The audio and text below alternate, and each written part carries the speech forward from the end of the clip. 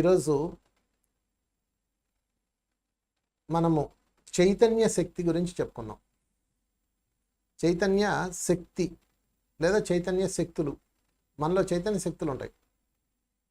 ఇది ఒక మాటలో చెప్పాలంటే పురాతన భారతీయ సనాతన ధర్మశాస్త్రం నుంచి వచ్చింది. బ్రహ్మదేవుడు సృష్టికర్త అయితే, అంటే బ్రహ్మదేవుడు అంటే ఓ పూర్ణాత్మ సృష్టికర్త అయితే ఆయనకు పుట్టిన ఆయన సృష్టించిన సృష్టి అంశాత్మలో ఎలా ఉంటాయి? ఇప్పుడు చూడండి, ఒక స్త్రీ ఉంది, ఒక స్త్రీమూర్తి ఉంది, తల్లి ఉంది. తల్లికి ఒక బిడ్డ పుట్టింది అనుకోండి. ఆ బిడ్డ తల్లిలో ఎలాంటి ఆర్గాన్స్ ఉన్నాయో ఆ బిడ్డలో అదే ఆర్గాన్స్ ఉంటాయి. అంటే ఒక తల్లికి బిడ్డ పుట్టినప్పుడు ఆ తల్లి తాలూకా ఆర్గాన్స్ ఈ బిడ్డలో ఉంటాయి. డిఎన్ఏలు మారచ్చు, బ్లడ్ గ్రూప్లు మారచ్చు, లేకపోతే ఇతరత్ర మార్చవచ్చు, ఇవన్నీ వేరే విషయం. కానీ ఫ్రెండ్స్, ఒక మానవుడు పుట్టినప్పుడు మానవుడి తాలూకా ఆర్గాన్స్ ఉంటాయి, ఇంక వేరే ఏముండవు. మధ్యలో మారిపోవచ్చు, ఇరిగిపోవచ్చు, కరిగిపోవచ్చు, అది వేరే విషయం. బట్ ఆ డిఎన్ఏ మాత్రం మానవ డిఎన్ఏనే ఉంటుంది. ఎక్కడో చాలా రేర్గా జెనెటికల్ ప్రాబ్లమ్స్ వచ్చి మారి ఉండొచ్చు. మనిషికి జంతువు పుట్టి ఉండొచ్చు, జంతువుకి మనిషి పుట్టి ఉండొచ్చు, అది పక్కన పెడదాం. బట్ మానవుడికి 99.99% అదే మానవుడు పుడతాడు. అలాగే ఒక పూర్ణాత్మకి, అంటే ఒక పూర్ణాత్మలో ఏముంటుంది? చైతన్య శక్తులు ఉంటాయి. ఒక పూర్ణాత్మలో దివ్య శక్తులు ఉంటాయి, పరిపూర్ణ శక్తి ఉంటుంది. ఆ పరిపూర్ణ శక్తి నుంచి పుట్టిన అంశాత్మ, అంటే పుట్టింది అనకూడదు, విడివడింది అనాలి. పూర్ణాత్మ ఎప్పుడు అంశాత్మ పుట్టించదు, విడివడింపు చేస్తుంది, అంటే సృష్టిస్తుంది అనమాట. అవ్యక్తం కానిది అంటాడు కృష్ణుడు, అదే. సో అది సృష్టించబడ్డాక ఆ సృష్టించబడ్డ ఆత్మ, ఆ పూర్ణాత్మలో ఏ శక్తులు ఉన్నాయో దీనిలో కూడా అదే శక్తులు ఉంటాయి. కాకపోతే ఒక తల్లికి ఒక బిడ్డ పుట్టింది. ఈమె పరిపూర్ణమైన స్త్రీ. ఈ పాప పరిపూర్ణమైన స్త్రీనా? కానీ ఆడపిల్లే, ఈయన కూడా స్త్రీనే, కానీ పరిపూర్ణం కాలేదు. పరిపూర్ణం అవడానికి ఒక 14 ఏళ్ళు, 15 ఏళ్ళు, 18 ఏళ్ళు టైం పడుతుంది. అప్పుడు ఆ పాప కూడా పరిపూర్ణం అవుతుంది. అలాగా ఒక పూర్ణాత్మ నుంచి మూడే గుర్తుపెట్టుకోండి, ఈజీగా ఉంటుంది. పూర్ణాత్మ, అంశాత్మ, జీవాత్మ, మూడే ఉంటాయి. ఇక్కడ అన్నీ కన్ఫ్యూజ్ అవ్వకుండా సింప్లైజేషన్ చేసుకుందాం. పూర్ణాత్మ అంశాత్మను సృష్టిస్తుంది. అంశాత్మ పూర్ణాత్మ అంత అవ్వాలని టార్గెట్ పెడుతుంది. మనం ఒక బిడ్డను కన్నాక ఆ బిడ్డ నువ్వు కూడా పెద్దవాడు అవ్వాలని టార్గెట్ పెట్టవా? ఏం చేస్తాం? వాడికి మంచి భోజనము, విటమిన్ ఫుడ్, తర్వాత శారీరక వ్యాయామం, విద్యాబుద్ధులు ఇవన్నీ నేర్పిస్తాం కదా. అలాగే ఒక పూర్ణాత్మ తను సృష్టించిన అంశాత్మకి, అథవా ఆత్మకి, అథవా మహాకారణ శరీరానికి పేర్లు అన్నీ ఉండొచ్చు. ఓకే, ఆ పూర్ణాత్మ నుంచి వచ్చిన తర్వాత ఇది పూర్ణాత్మ అంత అవ్వాలి, ఇది టార్గెట్. ఇలాగా కొన్ని కోట్లు, మిలియన్స్ అంశాత్మలు పుడతాయి. కానీ అన్నీ అవ్వవు. పుట్టిన ప్రతి పువ్వు కాయ అవుతుందా? మామిడి పోతే ఎంత కాస్తుందో చూడండి, అన్నీ కాయలు అయిపోతాయి, అవో. కాయని ప్రతి పిండి అవుతుంది, తర్వాత కాయ అవడానికి మళ్ళీ కాయన తర్వాత అది పండు దశ, ఎన్ని పాటలు పడుతుందో. మా ఇంట్లో మామిడి చెట్టు ఉంది, అది మొదట దాదాపు 200 కాయలుగా పూత వస్తుంది, దాదాపు 1000 పూత వస్తుంది. అందులో 200 కాయలు వస్తాయి. ఆ 200 కాయల్లో 100 కాయలు రాలిపోతాయి. అందులో ఇంకొక 50 పక్షులు కొట్టి పురుగుబడి అయిపోతాయి. చివరికి వచ్చేటప్పుడు 25 కాయలు ఉంటాయి. చూసారా? అలాగా ఒక పూర్ణాత్మ అంశాత్మను సృష్టించి మహాకారం లోకాల్లో వదిలేస్తుంది. అవన్నీ మహాకారం లోకాల్లోనే ఉంటాయి, ఎదుగు బదుగు ఉండవు, అక్కడే ఉంటాయి. అంటే మనమే అనమాట.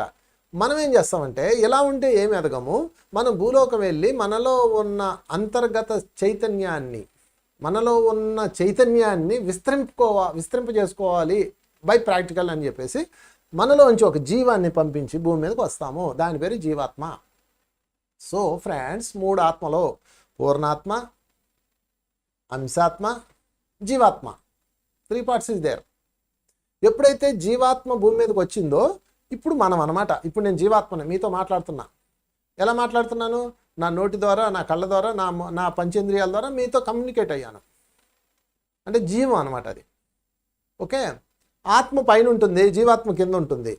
నేను ఇప్పుడు నా చైతన్యం ఇక్కడ ఉంది కాబట్టి నేను ఇప్పుడు జీవాత్మనే. ధ్యానంలో కూర్చొని బాగా డీప్కి వెళ్ళిపోయాను అనుకోండి, ఇక్కడికి వస్తాను ఆత్మనే. లేదా నిద్రలో డీప్ స్లీప్లోకి వెళ్ళాను అనుకోండి, ఇక్కడ ఉంటుంది ఆత్మనే. అందుకే మీరు డీప్ స్లీప్లో కళలు వస్తుంటాయి, మీకు ఎక్కడికి వెళ్తున్నట్టు, ఏదో చూస్తున్నట్టు, ఇంకేదో చేస్తున్నట్టు కళలు వస్తుంటాయి. అంటే రకరకాల స్టేజెస్ ఉంటాయి అందులో, అది వేరే టాపిక్. అంటే అప్పుడు మీరు ఆత్మ. కళ్ళు క్లోజ్ చేస్తే చూడలేము, కానీ అక్కడ కళ్ళు క్లోజ్ చేసి ఎలా చూడగలుగుతున్నాం ఆలోచించండి. అంటే మీ యొక్క చైతన్యం ఇప్పుడు జీవాత్మగా ఉంది కాబట్టి కళ్ళు కావాలి చూడడానికి. అదే మీ యొక్క చైతన్యం ఆత్మగా వెళ్ళింది కాబట్టి కళ్ళు అవసరం లేదు. అక్కడ పంచిభూతాలు వేరు, అక్కడ ఫ్రీక్వెన్సీలు వేరు. సో ఫైనల్గా మనము మనము జీవాత్మగా భూమి మీదకి పంపించి అనేక జన్మలు అనేక బాధలు పడుతూ అనేక అనుభవాలు పొందుతూ ఎందుకయ్యా అంటే ఒక్కటే, ఆత్మ పూర్ణాత్మ అవడానికి. ఏదో రోజు అవుతాం, అది ఇప్పుడు కావచ్చు, రేపు కావచ్చు, ఎల్లుండి కావచ్చు, కోటాను కోట్ల సంవత్సరాల జన్మల తర్వాత అవ్వచ్చు, ఎప్పుడోకప్పుడు. బట్ టార్గెట్ ఈజ్ అంతే. దాని పేరే జన్మరాహిత్యం. సో ఫ్రెండ్స్, ఇప్పుడు ఈ జీవాత్మ లేదా అథవా ఈ ఆత్మ పూర్ణాత్మ అవ్వాలంటే ఏం చేయాలి అంటే తనలో ఉన్న శక్తిని తెలుసుకోవాలి. ఇంకేం చేయక్కర్లా, already inbuilt is there, already designed అయి ఉన్నాయి. ఇప్పుడు ఒక పాప ఉంది, వాళ్ళ అమ్మగారి నుంచి పుట్టింది.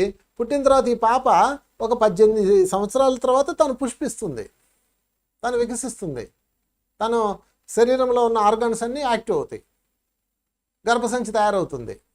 తర్వాత తాను కూడా మరొక బిడ్డకి జన్మనిచ్చే స్థాయికి వెళ్తుంది. రాత్రికి రాత్రి ఏం అయిపోదు ఇదంతా. 18 ఏళ్ళు, 14 ఏళ్ళు, 20 ఏళ్ళు ఎంతో పడుతుంది. ఒక పాప పెళ్లి చేసుకుని బిడ్డను పుట్టి తన మాతృత్వంలోకి రావడానికి 22 ఏళ్ళు అనుకుందాం, 22 ఏళ్ళు పడుతుంది. రాత్రి వచ్చేస్తుందా ఏంటి? అయితే అది ఆ ప్రాసెస్ అయితే ఇంతే, సేమ్ ఆత్మలోకంలో కూడా ఇంతే. కాకపోతే నువ్వు నీ లోపల ఒక స్త్రీవి అని తల్లి చెప్తుందా చెప్పదా? ఇప్పుడు ఫర్ ఎగ్జాంపుల్, చిన్న పాప ఎగురుకుంటే తిరుగుతుంటుంది. ఆ పెద్ద పాప, చిన్న పాప పెద్ద పాప అయింది. వాళ్ళ అమ్మ ఏం చెప్తుంది? నువ్వు ఆడపిల్లవే, అలా ఎగరకూడదు, అలా దోక్కకూడదు అని చెప్తా చెప్పదా? ఒక పిల్లోడు ఆటల పాటలో ఉంటుంటాడు, వాడు కొంచెం పెద్దవాడు అవుతాడు, నువ్వు బాధ్యత నేర్చుకో, నువ్వు పెద్దవాడు అవుతున్నావు అంటారా? అలాగా మనకి పూర్ణాత్మ నుంచి వచ్చిన మాస్టర్స్ మనల్ని గైడ్ చేస్తుంటారు. అరే బాబు, నీ లోపలే శక్తులు తెలుసుకొని. అలాగా ప్రతి ఒక్క ఆత్మలో 24 శక్తులు ఉంటాయి, చైతన్య శక్తులు. అదే గాయత్రి మంత్రంలో చెప్పబడింది. 24 మానవ శక్తులు అంటే 24 దేవతా శక్తులు ఉంటాయి ప్రతి ఒక్క ఆత్మలో ఉంటాయి. అవి వాడికి ఎక్కువ, ఇది తక్కువనే ఉండదు. ఇందాక ఎలాగైతే ఒక పాపలో చిన్న గర్భసంచి ఉంటుంది, బుల్లి గర్భసంచి ఉంటుంది చిన్న పాపలో, ఓకే, చిన్న పళ్ళు ఉంటాయి, ఆర్గాన్స్ అన్ని చిన్నవి ఉంటాయి, తర్వాత నెమ్మదిగా ఎదుగుతాయి. అలాగా మనలో కూడా ఆ సృష్టించిన పూర్ణాత్మ లేదా ఆ సృష్టించిన బ్రహ్మదేవుళ్ళు ఎటువంటి చైతన్య శక్తి ఉందో, పూర్ణాత్మ శక్తి అంటే చైతన్య శక్తి పూర్ణాత్మ శక్తి అవ్వాలన్నమాట. ఆ చైతన్య శక్తి ఉందో అదే చైతన్య శక్తులు మనలో ఉన్నాయి. అవి 24. అందులో నేను ఈరోజు మీకు 6 చెప్తాను. ఈ 6టికి విస్తారంగా వాటి మీద స్టడీ చేయండి. ముందు 6టిని వెలుగులోకి తెచ్చుకోండి. 6టిని మనం కనుక ప్రాక్టికల్గా చేస్తే మన లైఫ్ అద్భుతంగా మారుతుంది. మొట్టమొదట 6 చెప్పుకుందాం ఈరోజు.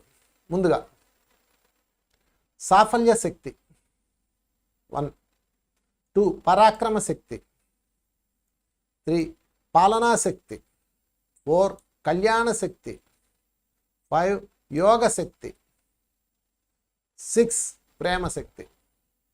ఇవి మనలో ఉన్న అంతర్గత శక్తులు. అంటే ఇవన్నీ కూడా ఇన్బిల్ట్ అయి ఉన్నాయి, మీరేం తేవక్కర్లా, ఏ సాధనలు చేయక్కర్లా వీటి కోసం. అవి ఉన్నాయని తెలుసుకుంటే చాలు. అంటే వాటిని నాశనం చేయకుండా వాటిని, నాలో ఉన్న శక్తుల్ని అన్ని మీరు గమనించి వాటిని ఇంక్రీజ్ చేసుకుంటే చాలు. సింపుల్, ఇది ఏం చేయక్కర్లా, మీరు ప్రత్యేకంగా ఏం చేయక్కర్లా, వాటిని ఎస్టాబ్లిష్ చేసుకుంటే చాలు. మీరు తేవక్కర్లా, బాగా సాధన చేసి ఏదో శక్తులు తెచ్చుకోవాల్సిన అవసరం కూడా లేదు. మీరు మనం చేయాల్సిందల్లా ఏంటంటే మనలో ఉన్న ఈ అంతర్గత శక్తుల్ని ఎక్స్పాండ్ చేసుకుంటే చాలు.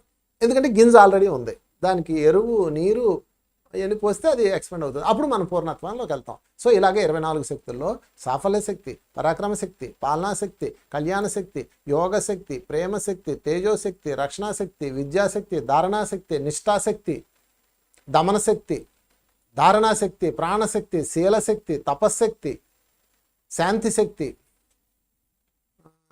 కాలశక్తి, సృష్టిశక్తి, ఆనందశక్తి, ఇలాగా సాహసశక్తి, సేవాశక్తి, ఇలాగ ఉన్నాయి బోళ్ళని. 24 ఇంకెక్కువ కూడా లేవు. 24కి 24 మాస్టర్స్ వీటి ఉంటారని మన దానిలో సిస్టంలో చెప్తారు. ఎనీవే, ముందు 6 శక్తులు కథ చూద్దాం ఫ్రెండ్స్. మొట్టమొదట సాఫల్య శక్తి. విఘ్నేశుడు అధిపతి అంటారు దీనికి. అంటే 24కి 24 దేవతల్ని భారతీయ సాంప్రదాయం పెట్టింది. అది ఒక్కొక్క కోణంలో చూస్తే అది వాళ్ళు ఎలా పెడతారు, వీళ్ళు ఎలా పెడతారు అంతే. దానికి ఆయన సాధించాడు కాబట్టి ఆయన హెడ్ మాస్టర్ అయ్యాడు అనమాట. సరే, అసలు సాఫల్య శక్తి అంటే ఏంటో చూద్దాం. అంటే మన లోపల దేనైనా సఫలం చేసే శక్తి ఉన్నది. కానీ మన నోరు ఫస్ట్ క్రియేట్ చేసేస్తుంది దానికి విపాకం. ఏం చేస్తుందంటే అవదు అనేస్తుంది అంతే. ఒక ఆమె వచ్చింది, అయ్యా మా భర్త గారు అసలు ధ్యానం చేయడండి, మాంసం తింటాడండి, నాన్న బాధలు పెడతాడండి అందే. లేదమ్మా ఈరోజు నుంచి ఆయన చేస్తాడు, చెప్పు ఆయనకి నాన్న. నేను అన్నాను, అబ్బే మీకేం తెలుసండి, ఆయన సంగతి నాకు తెలుసు అందే. చేయడండి అంద ముందు. ఏంటమ్మా నువ్వేం మాట్లాడతావు, బుద్ధి ఉందా నీకు, నీ నోట్లోనే దరిద్రం ఉందా అంటే, మీకేం తెలుసండి, కాపురం చేసేది నేను కదండి, నాకు తెలుసు ఆయన సంగతి, ఆయన చేయడు అంతే. ఈమె బిగించేసింది తాడు. ఇంకేం సాఫల్యత, నా మొహం సాఫల్యత. ఎప్పుడు సాఫల్యం రాదు. ఎందుకంటే మనలో ఉన్న సాఫల్య శక్తి, సాధించే శక్తిని మనమే నాశనం చేసుకుంటాము. ఎప్పుడైతే సాఫల్య శక్తిని సాధించామో దానివల్ల బుద్ధి, జ్ఞానం వస్తుంది. శక్తి గురించి చెప్తున్నాను, దానివల్ల ఫలితం చెప్తున్నాను. మీరు ఏం అడ్లు పెడుతున్నారో చెప్తున్నా, క్లియర్గా చూసుకోండి. ఇంకా మనందరం స్టడీ చేయాలి. ఒక ఎగ్జాంపుల్ కథ కూడా చెప్తా. ఒక పండితుడు ఉన్నాడు. ఆ పండితుడు ఒక బుక్ రాస్తాడు, వ్యాకరణం బుక్. మహాపండితుడు ఆయన పెద్ద పండితుడు కాదు, మహాపండితులు కూడా చేయలేని గొప్ప వ్యాకరణాన్ని తయారు చేస్తాడు. ఆయన మిత్రుడు వస్తాడు, ఆయన ఇంకో పండితుడు, ఆయనకి ఇస్తాడు చదవమని. చదివి చాలా బాగా రాసావు, అసలు నీకు ఈ వ్యాకరణం అంతా రాదు కదా, ఎలా రాసావు అంటాడు. అబ్బాయి ఇదంతా నా పనితనమేం కాదు, నా భార్య కూడా ఉంది అందులో, ఆమె చేయలేకుండా నేను చేయలేను అంటాడు. అనగానే ఆ పండితుడు వచ్చి ఆ భార్య మనకి సాష్టాంగ నమస్కారం పెట్టి, అమ్మ నువ్వు చదువుల తల్లివి, గాయత్రీదేవి, అది ఇదని పొగిడేసి వెళ్ళిపోతాడు. వెళ్ళిపోయిన తర్వాత ఆ భార్యమని బుర్రగొక్కుంటూ వస్తుంది. ఏమండి నేనేమి రాశాను, నేనేమి రాయలేదు కదా, మీరు నా పేరు ఎందుకు చెప్పారు అంటాడు. నా హ్యాండ్ ఏమి లేదు కదా ఇందులో అంటది. ముందే నువ్వు పుట్టింటికి వెళ్ళావు చూడు ఆ 4 రోజులు, అప్పుడు రాశాను ప్రశాంతంగా అంటాడు. అంటే ఈయనకి అది సాఫల్యం ఎలా అయిందంటే, ఈమె తలనొప్పి లేదు, అందుకు సాఫల్యమైంది. అది కూడా పాత్ర ఉంది. కనుక ఫ్రెండ్స్, సాఫల్యత అన్నది మనలోనే ఉంది. దానికి అడ్లు ఇదిగో భార్య రూపంలోనో, అక్కడ భార్య కాదు కారణం, తనే మైండే, వేరే వాళ్ళు ఎప్పటికీ కారణం కాదు. కాకపోతే ఇది ఒక చిన్న ఫన్నీగా చెప్పుకోవడానికి వాళ్ళు చెప్పుకుంటాం. నువ్వు పుట్టింటికి వెళ్ళినప్పుడు ప్రశాంతంగా 4 రోజులు కూర్చొని రాశానే అంటాడు. ఓకే, సో ఫ్రెండ్స్, సాఫల్యతకు అడ్లు ఏంటి అంటే మనమే, మన వాళ్ళే, మన పరిసరాలే. ఇవన్నీ అడ్లు అంటే ఆ అడ్లు నిన్ను చేరుకోవడానికి నీ పంచేంద్రియాలు అడ్డు. చూడండి, మనం ఇలా ఉంటాం కదా, చైతన్యము, ఇది పంచేంద్రియాలు. ఈ పంచేంద్రియాల నుంచి మనం ఈ మొత్తం ప్రపంచాన్ని తీసుకుంటాం కదా, వీటిని దాటి వెళ్తే చాలు. అంటే సాఫల్య శక్తి సాధించాలంటే మనలో ఉన్న వికల్పాలు సున్నా చేయాలి. మీరు ఏదన్నా మొదలుపెట్టారనుకోండి, మీరే చెడగొట్టేస్తారు. ఎవడు చెడగొట్టాడు లేడు ఈ లోకంలో. ఇందాక పండితుడు పెళ్ళంలాగా ఎవడు చెడగొట్టడం. ఇది పెద్ద భ్రమ అనమాట. వాళ్ళ వల్లే నేను ఇలా చెడిపోయాను, వీళ్ళ వల్లే రాయలేకపోయాను, వీళ్ళ వల్లే నేను చదవలేకపోయాను అన్నది పచ్చి అబద్ధం. సో ఇక్కడ మీ యొక్క సాఫల్యత ఏంటి అంటే దానికి ఒకటే ఆన్సరు, మీ అడ్లు తీసేయండి. అందుకని ఎప్పుడన్నా ఏదైనా పని అవ్వట్లేదు అనుకోండి, మీరు ధ్యానంలో కూర్చొని ఈ పనికి నేను ఏ అడ్లయితే పెట్టానో అవేమి పని చేయకుండా కానీ మీకు మీరు శాపం పెట్టుకోండి. మీ పని అయిపోద్ది. చూసుకోండి, కావలిస్తే మీరు అది సాకారం అవ్వాలని ఎంతగా సంకల్పాలు పెట్టుకుంటారో అది అవ్వకుండా కూడా మీరే పెట్టేస్తారు. ఆ సాఫల్యత పోతుంది. అందుకని ఏం చేయాలంటే, ఎప్పుడన్నా ఏ పని అన్నా అవ్వలేదు అనుకోండి, సాఫల్య శక్తిని పెంచుకోవాలంటే ఎప్పుడన్నా ఏమైనా పని అన్నా అవ్వలేదు అనుకోండి, మీరు చేయాల్సిన సింపులే. ధ్యానంలో కూర్చొని ఒకసారి మీ ఇష్టదైవాన్ని పోనీ విఘ్నేశ్వరుని ప్రార్థించి, నేను ఈ పనికి ఎటువంటి అడ్లయితే పెట్టానో అవేవి పని చేయకుండా ఉండుగాక అనండి. ఎందుకంటే ఫర్ ఎగ్జాంపుల్ ఇల్లు కడదాం అనుకున్నారు, ఆ ఇల్లు కడదాం అనుకోగానే ఆ ఇల్లు పని మొదలు పెట్టగానే ఇక్కడ కట్టగలమా, బ్యాంకు డబ్బులు వస్తాయా, మనకి ఇంత అవసరమా అని మనకు తెలియకుండా ఇవన్నీ పెట్టేస్తాం. అంటే మనలో ఉన్న సాఫల్య శక్తికి మనమే బ్రేక్ చేసేస్తాము. అలా కాకుండా ఉండాలంటే దిష్టి గుమ్మడికాయ కడతారు ఇంటికి. నిజానికి దిష్టి గుమ్మడికాయ కట్టాల్సింది ఇంట్లో కాదు, మెడలో కట్టుకోవాలా. ఉత్తమ మార్గం. మెడలో కట్టుకుంటే దిష్టి మన నోట్లోంచి బయటికి రాదని అర్థం. ఇంటికి కాదు కట్టాల్సింది, మనం కట్టుకోవాలా.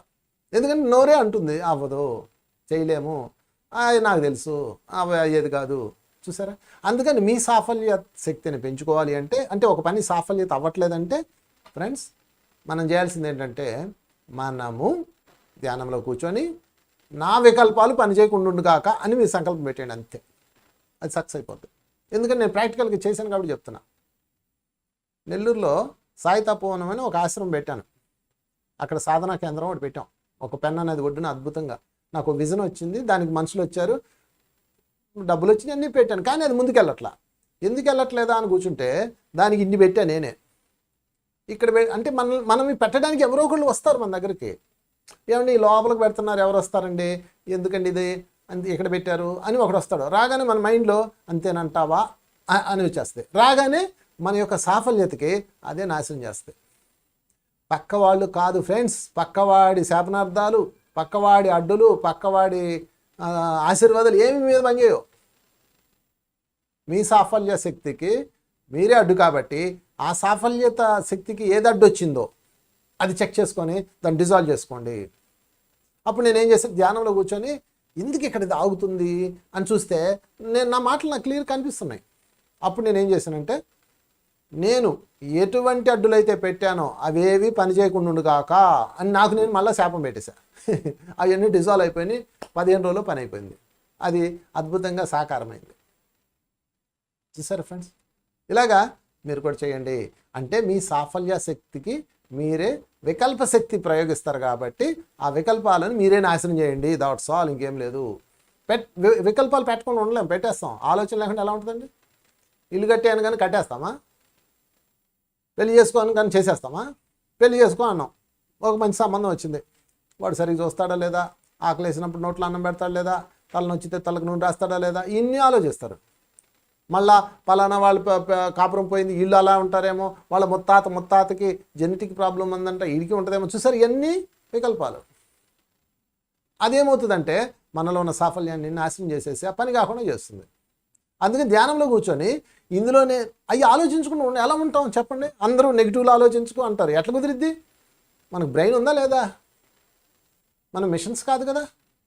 నిమిషానికి కొన్ని వందల ఆలోచనలు చేస్తుంటుంది సహజంగా, అది చేస్తుంది. అయితే దాన్ని డిజాల్వ్ చేసేయండి, అంతే, అయిపోయింది. ఇప్పుడు స్నానం చేసాం, దుమ్ము పట్టకుండా ఉంటుందా చెప్పండి? దుమ్ము పూసుకోకు అంటారు తల్లులు పిల్లల్ని. ఎలా పూసుకోకుండా ఉంటారు? అందుకే కదా మరక మంచిదే కానీ వచ్చింది, ఏరియాలో ఉంది కదా. అలాగా సాఫల్య శక్తికి అడ్డు విఫల్య శక్తి. మీ లోపల ఉన్న విఫల్యాలు, మీ లోపల ఉన్న నెగిటివ్ ఆలోచనలు అవి రాకుండా ఆపలేరు మీరు. అలా ఆలోచించకూడదు. ఇది ఏమన్నా బ్రెయిన్లా లేకపోతే ఏంటి మిషనా? ఆలోచిస్తుంది సహజంగా. వైఫల్యాలు ఆలోచిస్తేనే సాఫల్యత సక్సెస్ అవుద్ది ఫ్రెండ్స్. కీడించి మేలంచి మనం అంటూ అర్థం అదే. విమానంలో పారాచూట్ ఎందుకు ఉంటుంది చెప్పండి? విమానం కూలిపోతుంది, అందుకని పారాచూట్ ఉంటుంది. అడిగి నెగిటివ్ ఆలోచనలు అయితే పారాచూట్ కనిపెట్టాడు. అలాగే ప్రతిదీ. కనుక సాఫల్యత సక్సెస్ అవ్వడానికి అడ్డు నెగిటివ్ ఆలోచనలు కాదు, నెగిటివ్ ఆలోచనలకి ఇచ్చిన బలము. అందుకని మీరు ఏం చేస్తారంటే ఎప్పుడైనా మీ వికల్పాలు వచ్చినాయి అనుకోండి, అవన్నీ అవుతుంది, ఇదే అవుతుంది అనేసి మీ ఇష్టదైవాన్ని స్మరించుకోండి. అప్పుడు ఆ నెగిటివ్ ఎనర్జీకి మీరు నెగిటివ్ బాణం వేసింది మీరే అవ్వదని, ఓకే, అప్పుడు వెంటనే పాజిటివ్ బాణం వేయండి, అవుతుంది, ఖచ్చితంగా అయితే తీరుతుంది అనండి. పాజిటివ్ బాణానికి పవర్ ఉండదు కాబట్టి మనం పెట్టం కాబట్టి మీ ఇష్టదైవాన్ని మీ ఇష్టమైన మాస్టర్ను స్మరించుకోండి. That's all. అది క్రియేట్ అయిపోతుంది, అంతే. సో సాఫల్యత శక్తిని పెంచుకునే మార్గం ఇది. దానికి వికల్పాలు వస్తే చేయాల్సిన మార్గం ఇది. తర్వాత దానివల్ల లాభం ఏంటంటే బుద్ధి జ్ఞానం వికాసం అయిపోతుంది సాఫల్య శక్తిలో. ఎందుకంటే అనేక అనుభవాలు వస్తాయి కదా, బుద్ధి విపరీతంగా పెరుగుతుంది. చేసిన తప్పు మళ్ళా చేయకుండా మళ్ళా ముందుకు వెళ్తాం అనమాట. రెండో శక్తికి వెళ్ళిపోదాం. రెండో శక్తి పరాక్రమ శక్తి. ప్రతి ఒక్క చైతన్యంలో ఇది ఉంటుంది, పరాక్రమ శక్తి. పరాక్రమం లేనివాడు లేడు. ఈ భూమి మీద అత్యంత పిరికిదేదంటే పిల్లి అంటాం. పిల్లిలా భయపడతావేంట్రా అంటాం. మీరు చూసారా పిల్లి పిరికిదా? పిల్లికున్న పరాక్రమం మీకుందా? ఎంటపడుతుంది, మీరు ఎంటపడండి పరిగెడుతుంది, అది గదిలోకి వెళ్ళి మూలం దాక్కుంటుంది. మీరు మూలకు కూడా వెళ్ళి కొట్టారనుకోండి, అప్పుడు రివర్స్ అవుతుంది అది. దానికి లేదా పరాక్రమం. కాకపోతే పరాక్రమం అంటే ఎప్పుడు వాడాలో అప్పుడు వాడేది పరాక్రమము. ఎక్కడ మాట్లాడాలో అక్కడ మాట్లాడేది పరాక్రమం. నోరేసుకొని పడిపోతే పరాక్రమం కాదు. చొక్కా పైకి మడిచి ఫైటింగ్ చేస్తే అది పరాక్రమం కాదు. ఫ్రెండ్స్ గుర్తుపెట్టుకోండి. వాళ్ళందరూ పరాక్రమవంతులు అనుకుంటారు, కాదు. శంకరాచార్యులు ఒక ఊరు పర్యటన చేస్తూ వెళ్ళారు. పర్యటన చేస్తూ వెళ్ళినప్పుడు అక్కడ ఒక అబ్బాయి ఉన్నాడు. వాడు చిన్నప్పటి నుంచి మాట్లాడ్డు, మోగువాడు. కానీ మోగువాడు కాదు, మాట్లాడ్డు అంతే. వాడితో మాట్లాడించడం ఎవరి వల్ల కాలేదు, మౌనంగా ఉంటాడు అతను. అప్పుడు శంకరాచార్యుడు వచ్చి ఎవరు నువ్వు అని అడిగాడు. అప్పుడు ఆ పిల్లోడు నోరు తెరిచి చెప్పాడు, నేను శరీరం కాదు. ఎవరు నువ్వు అన్నాడు ఈయన మళ్ళా. మనసు కాదు. ఎవరు నువ్వు? నేను దేహం కాదు, నేను ఆత్మ నేను రాజు కాదు, నేను రెడ్డి కాదు, నేను క్షత్రియుని కాదు, నేను వైశ్యుని కాదు, నేను వాడిని కాదు, వీడు కాదు, వీడు కాదు. మరి ఎవరు నువ్వు? నేను సచ్చిదానంద స్వరూపాన్ని అని మధురంగా చెప్పాడు. సచ్చిదానంద స్వరూపం అని చెప్పాడు. శంకరాచార్యులకు ఆశ్చర్యం వేసింది. మరి ఇంత బాగా మాట్లాడగలుగుతున్నావు కదా, నువ్వెందుకు మౌనంగా ఉన్నావు అన్నాడు. ఆయన చెప్పాడు, ఈ పాడు లోకంలో మాట్లాడడం కన్నాను మౌనంగా ఉండడం మొత్తం అని నిర్ణయించుకున్నానండి అని చెప్పాడు. అది అసలైన పరాక్రమం అంటే. కలబడిపోవడం పరాక్రమం కాదు. మాటకు మాట వేసి గెలవడం పరాక్రమం కాదు. అవతల వాడితో వాదనలో గెలవడం పరాక్రమం కాదు. ఎక్కడ మాట్లాడాలో అక్కడ మాట్లాడడం, మాట్లాడి వేస్ట్ అనుకున్న తర్వాత మౌనంగా ఉండడం పరాక్రమం. అతనికి శంకరాచార్యుడు పేరు పెట్టాడు, అస్తామల్కుడు అతని పేరు.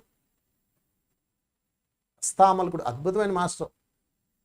ఎందుకు మాట్లాడి ప్రయోజనం మూర్ఖులతో? పిల్లలందరూ నన్ను అడిగితే పరాక్రమవంతులే. వాళ్ళు ఏదో చెప్పడానికి ప్రయత్నం చేస్తారు. ఏం చేస్తాం? నర్మి అథవా నర్మి అని చాంప మీద ఒకటేస్తాం. ఈ మూర్ఖుడికి ఏం చెప్తే ఏం అర్థమవుతుందని వాళ్ళు మౌనంగా అయిపోతారు. చూసారా మీ పిల్లలు? చూడండి, మీరు కొడతారు పిల్లల్ని. నోర్మి ఏం తెలియదు, నువ్వు నోర్మి అంటే అది కాదు మమ్మీ, అది కాదు మమ్మీ, అది కాదు డాడీ అంటాడు. నోర్మి వెళ్ళి చదువుకో. ఈ రెండే మనకు బాగా వచ్చినాయి, నోర్మి చదువుకో. వాళ్ళు ఇలా చూస్తారు, నీ ఇంకా వేస్ట్ వీటితో మాట్లాడడం అని వాళ్ళు వెళ్ళిపోతారు. ఎంత పరాక్రమవంతులు పిల్లలు. కనుక ఫ్రెండ్స్, పరాక్రమం శక్తి ఎవరికి ఉందంటే మనకు ఉంది లోపల. పరాక్రమ శక్తి వల్ల లాభం ఏంటంటే, ఉపయోగం ఏంటంటే విజయము, పురుషార్థము. శక్తి గురించి చెప్తున్నాను, సాధిస్తే వచ్చే ఫలితాలు చెప్తున్నాను, దానికి అడ్లు చెప్తున్నాను. కనుక ఎక్కడ మాట్లాడాలో అక్కడ మాట్లాడాలి, ఎక్కడ మాట్లాడకూడదు అక్కడ మాట్లాడదు, ఎక్కడ ఎగ్గాలో అక్కడ ఎగ్గాలి, ఎక్కడ తగ్గాలో అక్కడ తగ్గాలి, ఎక్కడ తన్నాలో అక్కడ తన్నాలి, ఎక్కడ మౌనంగా ఉండాలి అక్కడ ఇంతే, ఎక్కడ తన్నించుకోవాలి అక్కడ తన్నించుకోవాలి. 2 దెబ్బలు కొట్టించుకో, ఏమైపోయింది? నీ వీరత్వం ఏమైనా పోద్దేంటి? పరాక్రమవంతులు కాదు. అలాగా చనిపోయిన వాళ్ళు. కృష్ణుడు పారిపోయాడు యుద్ధరంగంలో నుంచి. జరాసంధుడు వెంటపడ్డాడు. కృష్ణుడు పంచపైకి గట్టి అర్జున పరిగెట్టు అన్నాడు, అంతే పరిగెట్టాడు. అదేంటి అర్జున, కృష్ణ నన్ను ఇటు పరిగెట్టిస్తాను, నేను వీరుని కదా అన్నాడు, నేను పరాక్రమవంతుడు కదా అన్నాడు. నా స్కూల్లో పరాక్రమం ఎలాగే ఉండదు, పరిగెట్టి మూసుకొని అన్నాడు. ఎందుకు పరిగెట్టాలా, నా దగ్గర ఆయుధాలు ఉన్నాయి కదా, మన దగ్గర శక్తి ఉంది కదా అన్నాడు. వాడు నువ్వు ఒకటే, వాడు నేను ఒకటే, నా మీద నేను యుద్ధం చేసుకుంటానా, వాడి కొద్దిగా అవకాశం ఇద్దాం పరిగెట్టు అంటాడు. ఆయన ఆడు వదలడు, ఎండబడతాడు, ఆ తర్వాత ఆయన వేసేస్తారు. అది పరాక్రమం అంటే.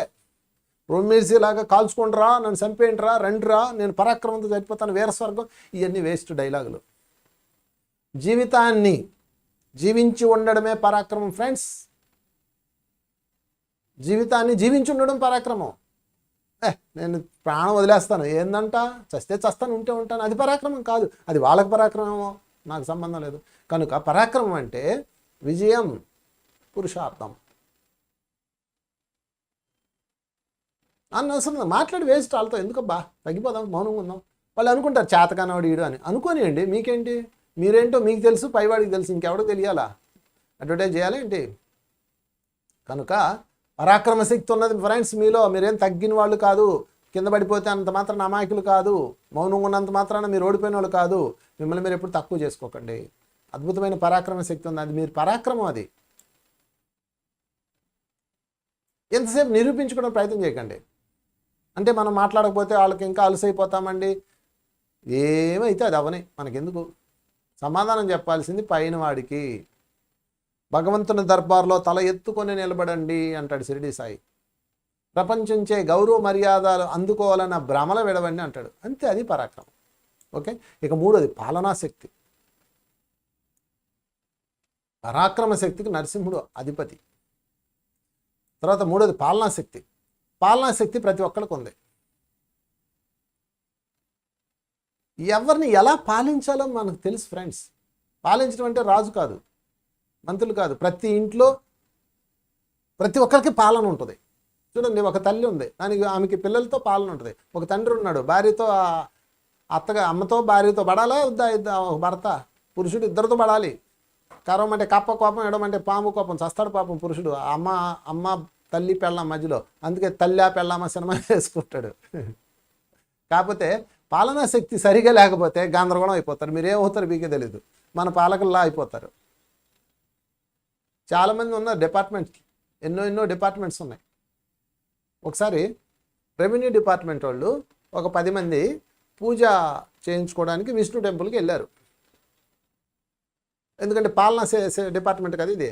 విష్ణు డిపార్ట్మెంట్, విష్ణు యొక్క శక్తి తీసుకుంటే మనం బాగా పరిపాలించవచ్చు ప్రజలను అనుకొని వెళ్ళారు. వెళ్ళిన తర్వాత అక్కడ పూజారి గారు అంతా పూజ చేసి వాళ్ళకి లాస్ట్లో సర్వే జన సుఖినో భవంతు అని దీవించాడు. దాంతో ఈ రెవెన్యూ డిపార్ట్మెంట్ వాళ్ళు కోపం వచ్చింది. ఏమయ్యా, డబ్బులు ఇచ్చింది మేము,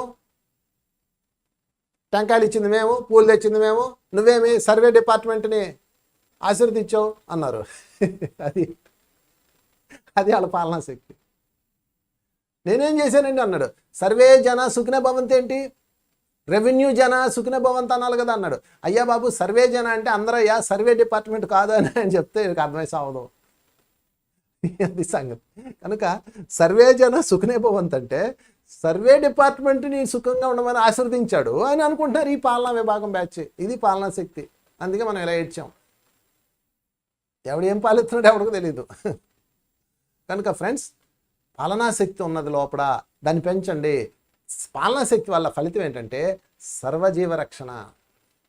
ఒక స్త్రీకి అద్భుతమైన పాలనా శక్తి ఉంది. సరిగా స్త్రీ తన పాలనా శక్తి ఉపయోగించుకుంటే ఆ కుటుంబం సుసంపన్నం అయిపోద్ది. యాక్చువల్గా స్త్రీలకే పాలనా శక్తి ఎక్కువ ఉంటుంది. అందుకే స్త్రీలకు అధికారం ఇచ్చిన కుటుంబాలు చూడండి కావలిస్తే వాళ్ళ ఇళ్లల్లో సంపదలు ఉంటాయి. పురుషుడికి అధికారం ఇచ్చిన ఇళ్లల్లో 100% కాకపోవచ్చు, ఎక్కువ శాతం ఆ కొంప కొల్లేరే. ఈ డబ్బులను తీసుకెళ్ళి ఎవడి నెత్తి మీద పెడతాడు, వాడు మంచి మందు పార్టీలో రాంచేసుకుంటాడు. అంతే, ఇద్దరు కలిసి నెత్తిని చెంగు పెడతారు, కుటుంబం అంతా రోడ్డు పాలవుతుంది. ఎక్కువ ఐపీలు పెట్టిన పురుషులందరినీ నేను దాదాపు కొన్ని వేల కుటుంబాలు పరిశీలించి చెప్తున్నా. ఎక్కువ ఐపీలు పెట్టిన ఫ్యామిలీలు అందరి కథ పురుషులు పాలించిందే. ఓషో గారు అంటాడు, ఇక పురుషుడికి పాలించే అర్హత లేదంటాడు. అది కరెక్ట్. స్త్రీకి ఇచ్చేయాలి, ఇల్లు స్త్రీకి ఇచ్చేయాలి. స్త్రీకి ఇస్తేనే సౌందర్యంతో ఉంటుంది. పురుషుడికి ఆశామోహం ఎక్కువ ఉంటుంది కాబట్టి నాశనం అయిపోతుంది. వాడు ఒక్కసారి సాధించేయాలి, ఒక్కసారి అర్జెంటుగా 2 కోట్లు కొట్టేయాలా, ఈ లోకంలో లాగేయాలా. అక్కడ పొలం కొనేయాలా, ఇక్కడ ఎయిర్పోర్ట్ వచ్చేస్తే, అక్కడ సముద్రం వచ్చేద్దని ఎవడో చెప్తాడు. అవును, తలకబెట్టి సంతకం పెట్టి కొనేస్తాడు, ఆ వడ్డీలకు తెచ్చి ఇరుక్కుపోతాడు. ఈరోజు ఆర్థిక పరమైన దరిద్రం అంతా కుటుంబాల్లో చుట్టుకుపోవడానికి కారణం, వడ్డీలు కట్టడానికి కారణం అంటే అందరూ కాదు, అందరూ నా పురుషులు కోపం తెచ్చుకోకుండా దయచేసి, కారణం ఇదే, పాలనా శక్తి లోపించడం. అది స్త్రీకి ఉంటుంది. అందుకని నారీమణుల్లారా, మీ కుటుంబాన్ని కాపాడుకోవాలంటే మీరే నడుము మిగించండి. పాలనా శక్తి ఉంది మీ లోపల, తీయండి. పాలనా శక్తి లేకుండా పిల్లల్ని ఎట్లా చూస్తున్నారు, భర్తను ఎట్లా చూస్తున్నారు, అత్తగారిని ఎట్లా చూస్తున్నారు. కనుక స్త్రీ చేతిలో ఉన్న సంపదలు నాకు తెలిసి, నా అభిప్రాయం ఇది, మరి నా మీద ఎవరు కోపడకండి, చాలా వరకు సెక్యూర్గా ఉంటాయి. నేను చూశాను. అందుకే చాలా కుటుంబాలు స్త్రీల పేరు మీదే ఉంటాయి, ఆస్తులు పెడతారు. సరే, ఎనీవే, మనలో పాలనా శక్తి అన్నది ఉన్నది, అది స్త్రీ అయినా పురుషుడైనా. ఆ పాలనా శక్తి వల్ల ఏం డెవలప్ అవుతుందంటే సర్వజీవ రక్షణ జరుగుతుందండి. పాలనా శక్తి కనుక లేకపోతే అన్ని జీవులకు రక్షణ ఉండదు. నీలో ఎప్పుడైతే పాలనా శక్తి ఫెయిల్ అయిందో అప్పుడు ఏమవుతుందంటే, నీలో ఉన్న విష్ణుతత్వం ఫెయిల్ అయిందో అప్పుడు ఏమవుతుందంటే, ఒకడికి న్యాయము, ఒకడికి అన్యాయము. ప్రతి కుటుంబంలో ఏం జరుగుతుంది చెప్పండి? ఒక ఆమెలో ఒక పెద్ద ఆమె ఉంది, కూతురు నెల చూస్తుంది, కోడలు నెల చూస్తుంది. ఆమెలో పాలనా శక్తి నాశనం చేసింది. దానివల్ల సర్వజీవ రక్షణ లేదు. కోడలు ఏడుస్తుంటుంది, కూతురు సంతోషపడుతుంటుంది. చూసారా? అందుకని మీలో ఉన్న పాలనా శక్తిని వెలికి తీయండి. పాలనా శక్తి సర్వజీవ రక్షణ, అందరికీ ఒకటే సమన్యాయం, అది పాలనా శక్తి ఉన్నది. లేకపోతే నేను చెప్పను. కనుక పాలనా శక్తి విస్తారంగా ఇంప్లిమెంట్ చేయండి. ఈ రెవెన్యూ బ్యాచ్లో తయారవకండి. ఇక 4వది కళ్యాణ శక్తి, 4th వన్, ఈశ్వరుడు శక్తి. ఇది ఈ కళ్యాణ శక్తి దానివల్ల బెనిఫిట్ ఏంటంటే ఆత్మపరాయణ తత్వం ఉంటుంది. ఆత్మపరాయణ తత్వం అంటే సమస్తం నేనే, అసలు నేను కానిదంటూ లేదు, వాడే నేను, నేనే వాడు, మొత్తం ఈక్వల్ ఆఫ్ లవ్, అహం బ్రహ్మాస్మిలోకి వెళ్ళిపోతాం. అది కళ్యాణ శక్తి. ప్రతి వ్యక్తిలో నీ కళ్యాణ శక్తి ఉంటుంది. అంగీకారం అనమాట. అంగీకారం లేని దగ్గర కళ్యాణ శక్తి ఉండదు. మనలో ఉన్న కళ్యాణ శక్తి నాశనం చేసేది ఇదిగో ఇదే వాదోపవాదంలో. వాడికి తెలిసిందే సత్యం అంటాడు, నేను పట్టిన కుందేలకు 3 కాళ్ళు అంటాడు. దానివల్ల వాళ్ళలో ఉన్న కళ్యాణ శక్తి మాయమవుతుంది. దాంతో ఇక పరాయణత్వ సంగతి దేవుడు ఎరుగు, ఇక్కడే పోతుంది. భార్యాభర్తలు ఇద్దరు ఉంటారు. భార్య ఏమో భక్తురాలు, భర్త ఏమో సాధకుడు. ఆయన ఏమంటాడు, భర్త ఆమెమో దేవుడు ఫోటో పెట్టుకొని దండం పెట్టుకుంటా, పూజ చేస్తా, ధ్యానం చేస్తూ ఉంటుంది. ఆమె తిడుతుంటాడు, సృష్టి అంతా పరమాణువులు అయితే, మొత్తం సమస్తం అంతా అణువులే అయితే నువ్వేంది ఆ ఫోటోకి దండం పెడతావు అంటాడు. ఓకే, ఇది చాలామందిలో ఈ చాదస్తం ఉంటుంది. అది ఆమె ఇష్టం, నువ్వెవడో కాదనడానికి. సరే, ఒకరోజు ఒక అందమైన కృష్ణుడు బొమ్మ తయారు చేసి ఆమె అక్కడ పెడుతుంది, గోడ మీద పెడుతుంది. పెట్టగానే కృష్ణుడు ఆయన భర్త వస్తాడు. భర్త వచ్చి ఫోటో బాగుంది, చాలా బాగుంది ఈ ఫోటో, ఎవరు వేసారు ఏంటి అంటారు. అప్పుడు ఆమె భార్య ఏమంటుంది తెలుసా, ఒకరు గీసేది ఏమిటి, అది అణువుల సముదాయం అంటది. అందంగా తయారై వస్తుంది. ఇంక చెప్పాలా, మంచి చక్కగా మంచి శారీ కట్టుకొని వస్తుంది. ఆయన చూసి టెంప్ట్ అయిపోతాడు, వావ్ వాట్ ఏ బ్యూటీ అంటాడు. ఒక బ్యూటీ ఏంటి, ఇది అంతా అణువుల సముదాయం అంటది. ఇలా ఏడుస్తుంది మన యొక్క కళ్యాణ శక్తి. కనుక ఫ్రెండ్స్, ప్రతిదానికి ఒక క్యారెక్టరైజేషన్ ఉంటుంది, ప్రతిదానికి ఒక అందం ఉంటుంది, ప్రతిదానికి ఒక మూమెంట్ ఉంటుంది. అంగీకరించండి, అదే ఆత్మపరాయణ శక్తి. ఎదుటివాడిని అంగీకరించినంత కాలం కళ్యాణ శక్తి నాశనం అయిపోద్ది ఫ్రెండ్స్. మనలో ఎదుటిని అంగీకరించే శక్తి ఉంటుంది, అది సహజంగానే ఉంటుంది మనకి. ఇప్పుడు నేను చెప్తున్న ఈ శక్తులన్నీ ఇన్బిల్ట్ అయి ఉన్నాయి, వాటిని ఛార్జ్ చేయడమే మనం చేయాల్సింది. కళ్యాణ శక్తి యాక్టివ్ అవ్వాలంటే అంగీకారం. ఒక్కొక్క దానికి ఒక్కొక్కటి చెప్తున్నా. సాఫల్య శక్తికి యాక్టివ్ అవ్వాలంటే మనలో వికల్పాలను నాశనం చేయాలి.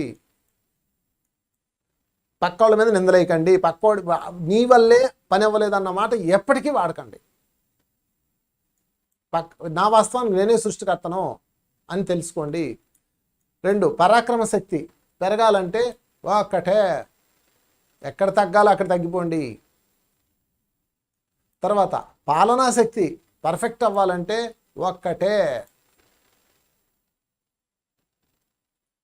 మన లోపల ఉన్న శక్తిని, అంటే పాలనా శక్తి, ఇది ఎలా చెప్పాలంటే, పాలనా శక్తి బయటికి తీయాలంటే మిమ్మల్ని మీరు ప్రజెంట్ చేసుకోండి. ప్రజెంట్ టెన్స్ అంతే, ఇంకేం లేదు.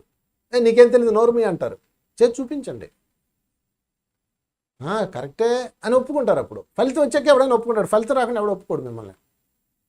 ఒక ఆమె ఉంది, భర్త చనిపోయాడు, నీ మొహం నువ్వేం చేయాలి వ్యాపారం అన్నారు, ఛాలెంజ్ చేసింది, చేసి చూపించింది, కొంచెం కొంచెం కొంచెం చేసింది. ఇది పనిచేయదు అంటారు, ముందు అంటారు, మీ పాలనా శక్తిని తిడతారు, కానీ చేసి చూపించాలి. అందుకని ఒక అడుగేసేయండి. పాలనా శక్తికి ఇదే ఎగ్జాంపుల్. తర్వాత కళ్యాణ శక్తిని బయట తీయాలంటే అంగీకారం. మీలో ఉన్న మనలో ఉన్న కళ్యాణ శక్తిని బయట తీయాలంటే అంగీకారం, అంగీకరించండి. మీ భార్యని ఎందుకు అంగీకరించట్లేదు మీరు? మీ భర్తను ఎందుకు అంగీకరించట్లేదు మీరు?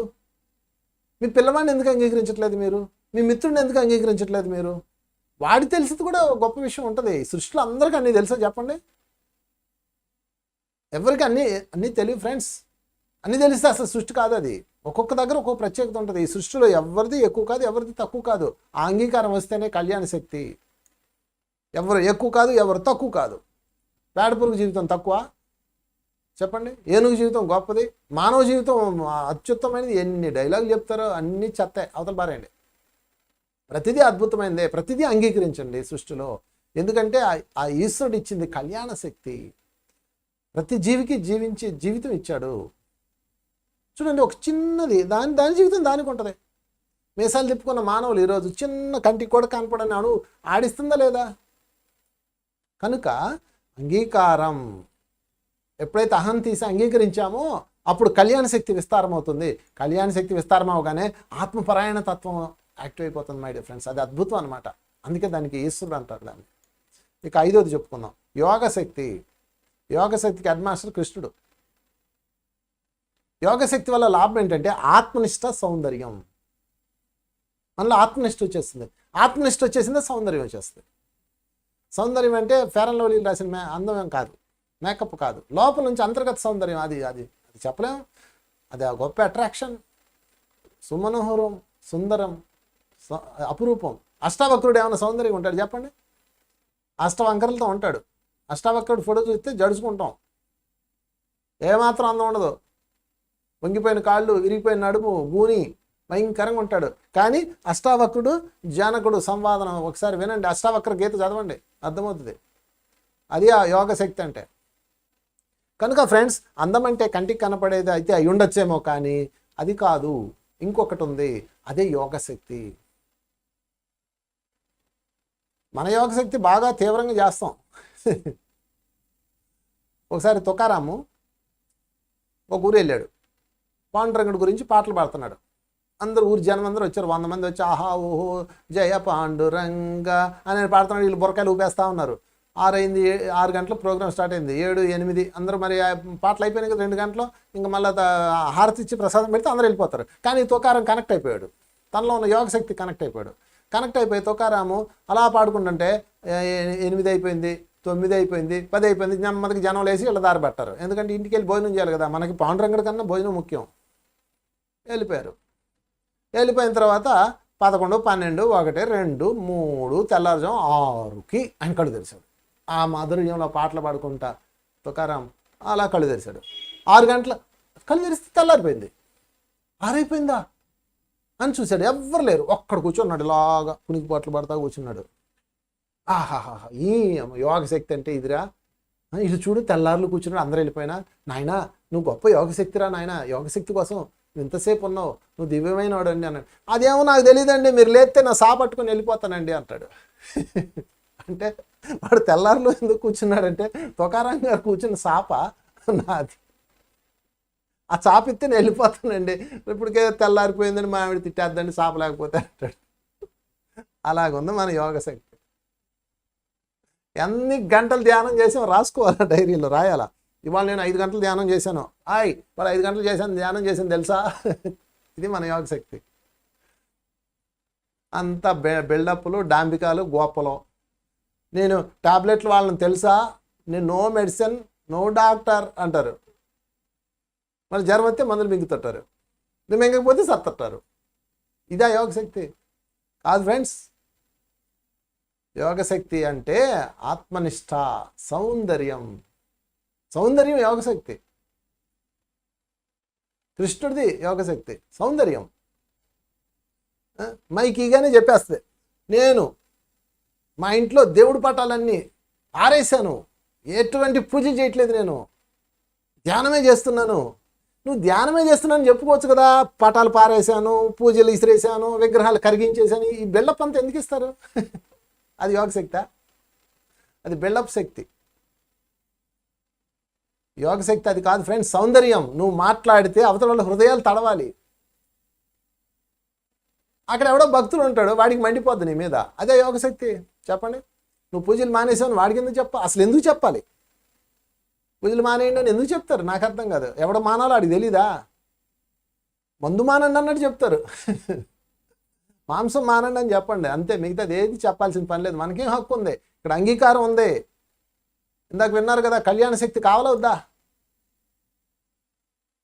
అంగీకారాన్ని ఇవ్వండి, అంగీకరించండి, వాళ్ళ ఇష్టం. ఒక్క హింసనే అంగీకరించకూడదు, మిగతా అన్ని అంగీకరించండి. ఎవడి డిజైన్ ఆడిది, ఎవడి శక్తి వాడిది, అదే కళ్యాణ శక్తి.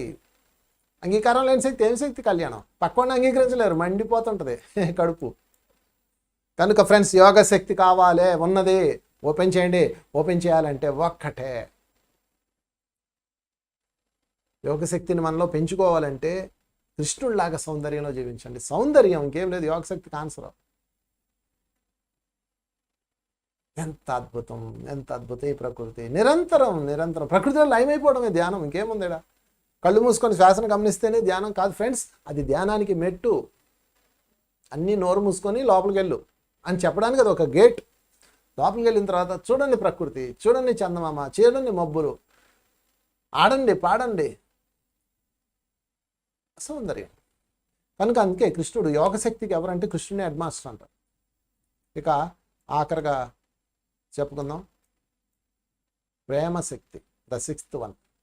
ప్రతి ఒక్క ఆత్మలో నిండి ఉండే శక్తుల్లో ప్రేమశక్తి ద బ్యూటిఫుల్ శక్తి ప్రతి ఒక్కళ్ళు ఉంటుంది ఫ్రెండ్స్. ఇది అది లేనివాడు లేడు.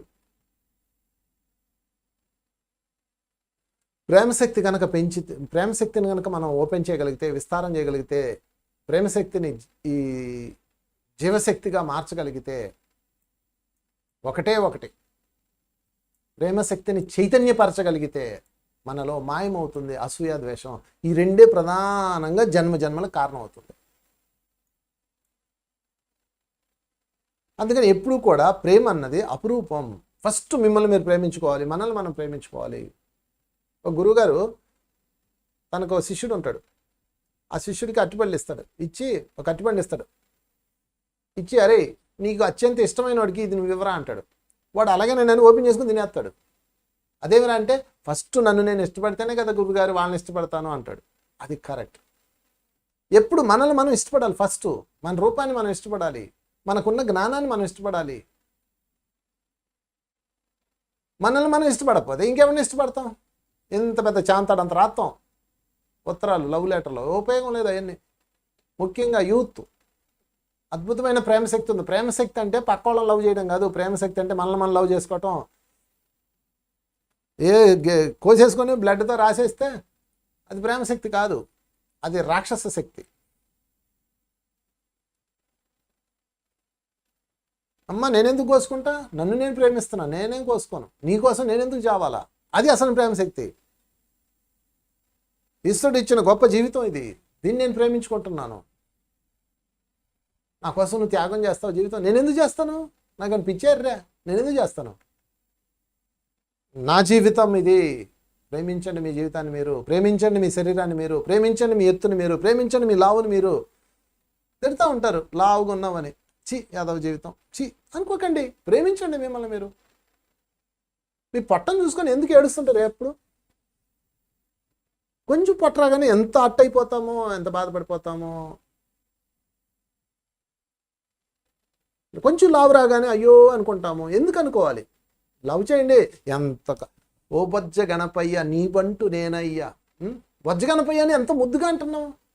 విఘ్నేశుడి బొజ్జని ఎంత మనం ప్రేమగా చూస్తున్నాం. మరి మన బొజ్జను ఎందుకు తిట్టుకుంటున్నాం? కాత పొట్టరాగానే ఏడుపు మొహం వేసుకొని, తిండి తగ్గించేసి. లవ్ చేయండి మీ బొజ్జను మీరు. అఫ్కోర్స్ అది మీకు ఆయాసం వస్తుంది, నడవడానికి ఇబ్బందిగా ఉంది, శరీరం తగ్గించుకోవాలంటే అది వేరే విషయం. అది కూడా ప్రేమశక్తే. నేను ఒక ఊరు వెళ్ళాను, అదే గుంటూరు అనుకుంటా. గుంటూరు దగ్గర బట్టల షాప్కి వెళ్ళా. ఆ బట్టల షాప్లో ఆయన పొట్ట ఎంత ఉందన్నమాట. నేను వెళ్ళగానే నేను ఇలా చూశాను. ఏం చేస్తున్నారు సార్ మీరు అన్నాడు. నేను ఇలా ధ్యానం చేస్తున్నానండి, ధ్యాన ప్రచారకం క్లాస్ చెప్తుంటాను అన్న. నేను మిమ్మల్ని చూశాను, టీవీలో చూశాను, ఏదో చెప్పాడు. ఓకే సార్ ఇంత స్లిమ్గా ఉన్నారు, ఎట్లా ఉన్నారండి అన్నాడు. ఏజ్ ఎంత అండి అన్నాడు. నాది 50 years అండి అన్నాను. 50 ఏళ్ళకి ఎట్టున్నారండి, అసలు పొట్టలేదండి, నాకు అదే ఆశ్చర్యంగా ఉందన్నాడు. ఉందా? ఎందుకు లేదు, ఓ మాదిరిగా ఉందన్నాను. అల్లెల్లే నా పొట్ట చూడండి ఎంత ఉందో, ఎంత ఉందన్నాడు. ఆయన నిజంగానే పాప ఆయన పొట్ట ఎంత ఉంది, ముందు నా టేబుల్ దాకా వచ్చేసింది ఆ పొట్ట. చచ్చిపోతున్నానండి, అసహ్యంగా ఉందండి అని చాలా బాధపడ్డాడు. నేను ఒకటే మాట అన్నా, అసలు దాన్ని ఎందుకు తిడుతున్నావు నువ్వు అన్నాను. అదేంటండి అన్నాడు. ఏమేమి తింటావు? ఐస్ క్రీములు, కజ్జికాయలు, జిలేబీలు, జంతకలు ఎన్ని తిని దాన్ని ప్రేమగా పెంచి దాన్ని తిడతావా నువ్వు? మురుగుడువా నువ్వు అన్నాను. అదేంటి సార్ ఇప్పటి వరకు అందరూ నీ పొట్ట తగ్గించు అంటారే, మొట్టమొదటి మీరే పెంచని చెప్తున్నారు అన్నాడు. లవ్ చేయబోయే దాన్ని. నీకు ఇబ్బందిగా ఉందంటే 4 ఎక్సర్సైజ్ చేసుకో, లేకపోతే కొన్ని ఫార్మాలిటీస్ ఫాలో అవ్వు. తెలిసిందే కదా, బోల్డ్ అంత ఇన్ఫర్మేషన్ ఉంది.